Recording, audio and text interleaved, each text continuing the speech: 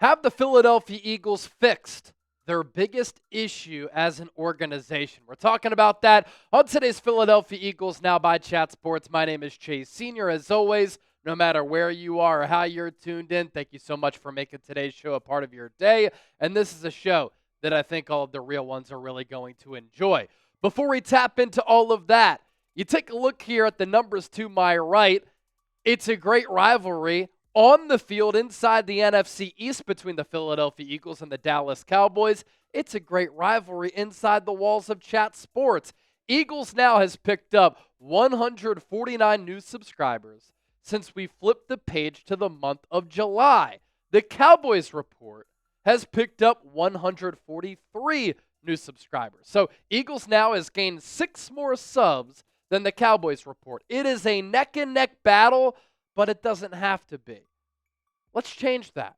Hit that subscribe button, and let's annihilate the Cowboys Report, and let's put all Cowboys fans everywhere in tears. Smash that subscribe button if you want the most insightful, informative, thought-provoking, entertaining Eagles content, which comes your way every single day. And if all that sounds good, lock us in and hit that subscribe button right now. It's a win for you because you get great content. It's also a win because we hand the Cowboys a fat L.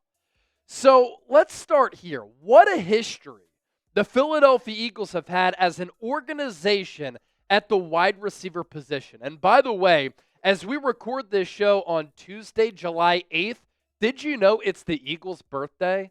Philadelphia, as an organization, turned 92 years old today. And you think about this specific position of wide receiver. A lot of great players have been catching footballs for the Birds, whether it's for this logo or the modern-day logo, which we just showed you moments ago. Tommy McDonald, way back in the day, was an all-pro and Pro Bowl wide receiver in the 50s and 60s for Philadelphia.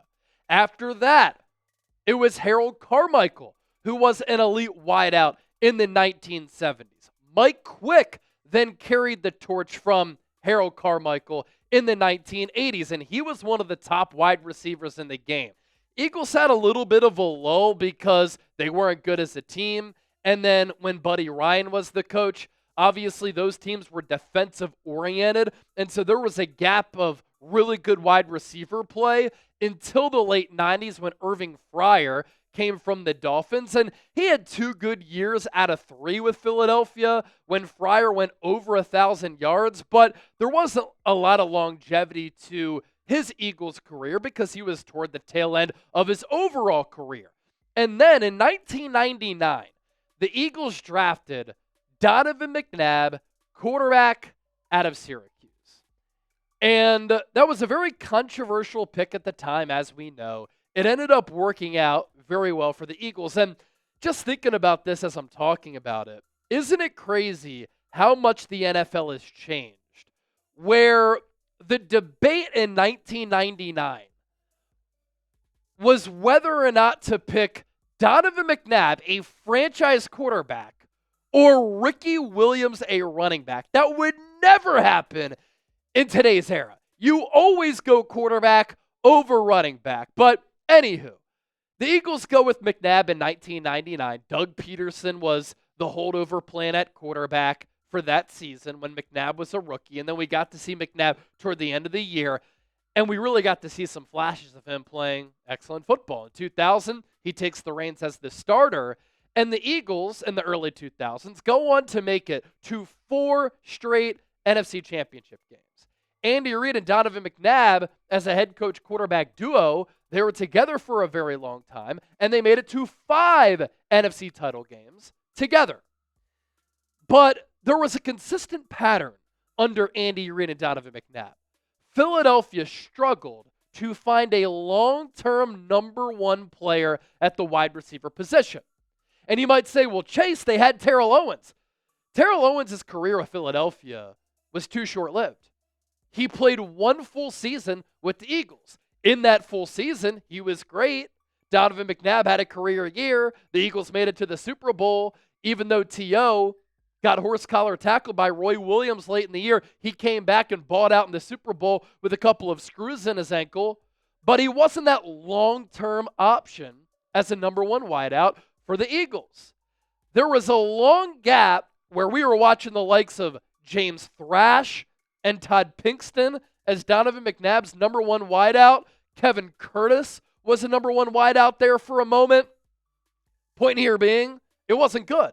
Then we saw Deshaun Jackson and Jeremy Maclin formed to be a very strong wide receiver duo for this Eagles organization. Deshaun Jackson's rookie year, the Eagles made it to the fifth and final NFC Championship game with McNabb and Andy Reid as the head coach quarterback duo. And the Eagles lost that game. That was D-Jack's rookie year.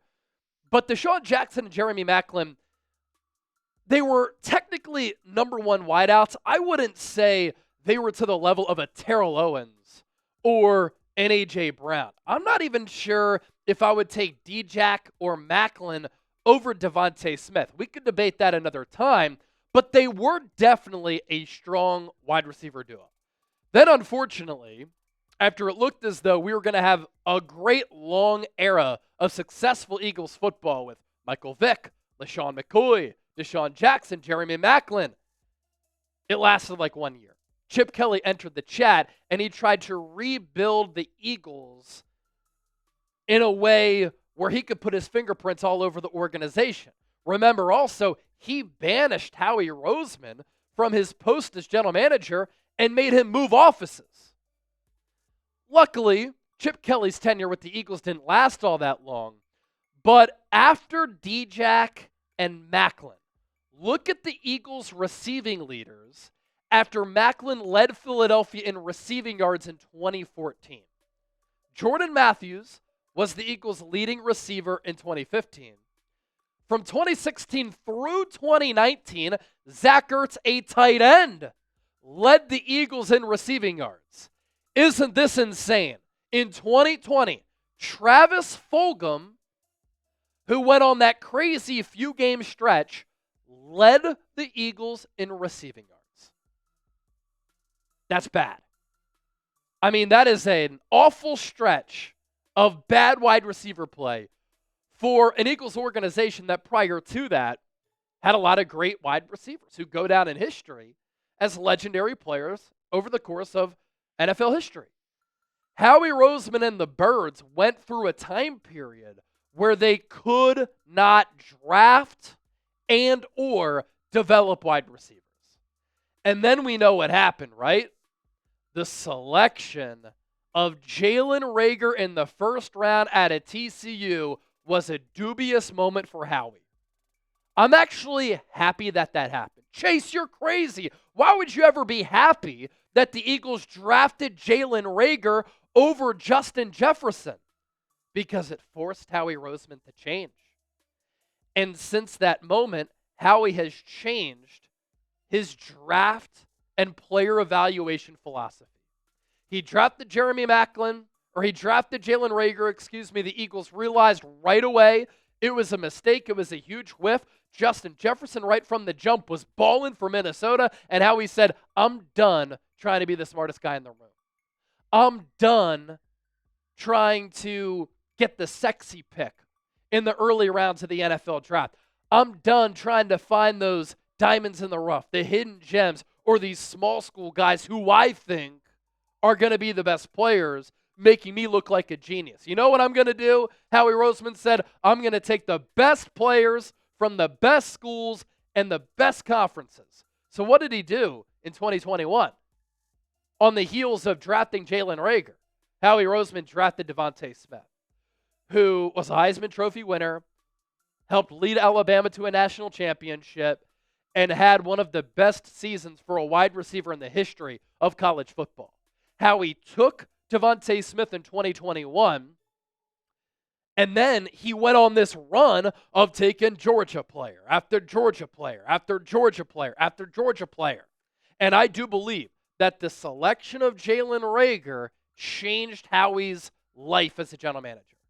And he's done trying to make picks like that to look like the smartest guy. But going back to the wide receiver position, by drafting DeVonta Smith in 2021, the Eagles got back on track in a modern era where teams are starting to air it out more at the wide receiver position, and they put more of an emphasis on trying to find legitimate players there because they know how important wide receivers are to the current construct of today's NFL. And DeVonta Smith right away broke the Eagles' rookie record for receiving yards. Howie Roseman wasn't done at the wide receiver position. He realized how important the pass game is to contending, winning championships. And when you can get a couple of great wide receivers and other really good pieces with the best offensive line in football, and you're a genius with managing the cap, you can afford to have two of the top wide receivers in the game and two of the highest paid wide receivers in the game. So what did Howie do on draft night the following year in 2022? Howie traded for A.J. Brown. And every year that A.J. Brown has been in an Eagles uniform, he has been an All-Pro alongside DeVonta Smith and with Jalen Hurts as his quarterback. And in the process of that trade, Howie Roseman straight up fleeced the Tennessee Titans. And so in this era of offensive football, wide receiver was the biggest issue with the Philadelphia Eagles. And Howie fixed it. Again, think back to the post Deshaun Jackson, Jeremy Maclin era. You had Jordan Matthews, a second-round pick, lead the Eagles in receiving. Then it was Zach Ertz, 2016, 2017, 2018, and 2019, leading the team in receiving yards. It's not taking anything away from Zach Ertz, who's probably the best tight end in the history of this organization. Certainly the most productive.